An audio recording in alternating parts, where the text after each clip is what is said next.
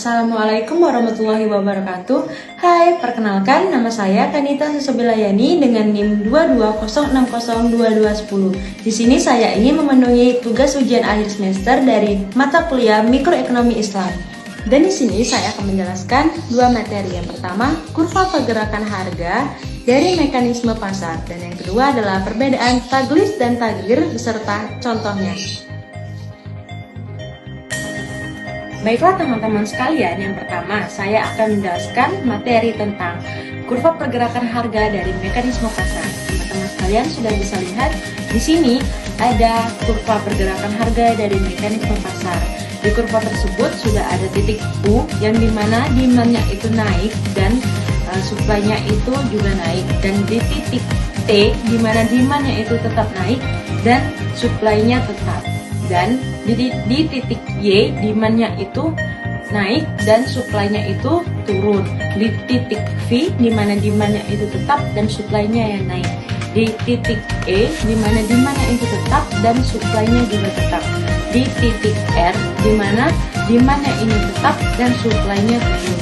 Di titik W di mana demand-nya turun dan supply-nya naik, dan di titik X di mana demand-nya itu turun dan supply-nya tetap.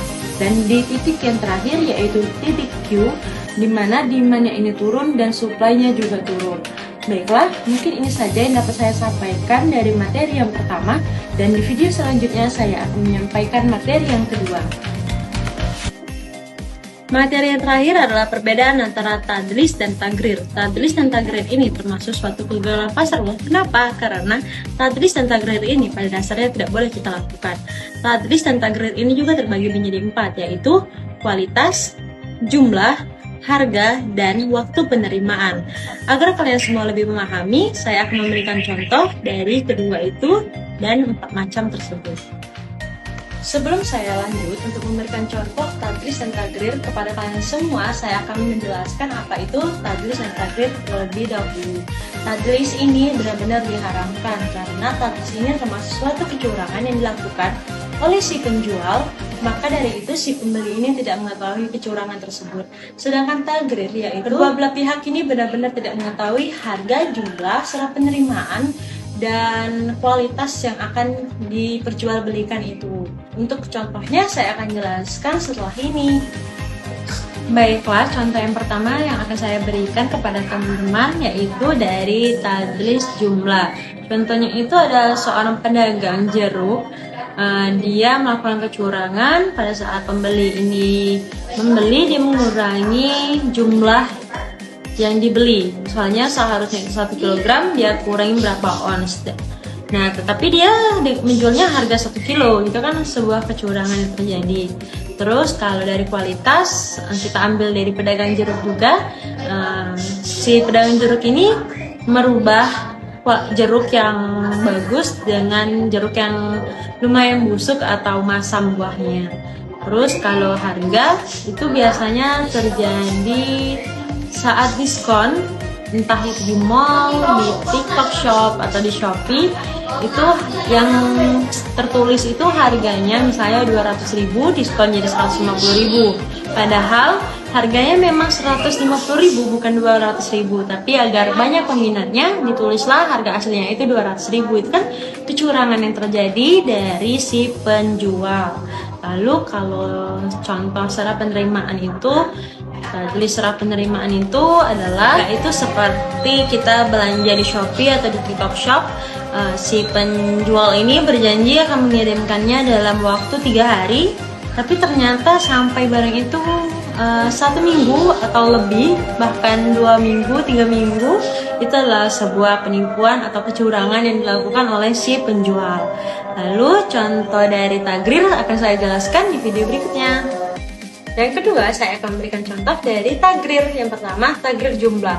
Tagrir jumlah contohnya adalah seseorang yang memiliki kebun jeruk, dia ingin jual hasil panennya kepada si pembeli, tapi si pemilik kebun jeruk ini dia belum panen.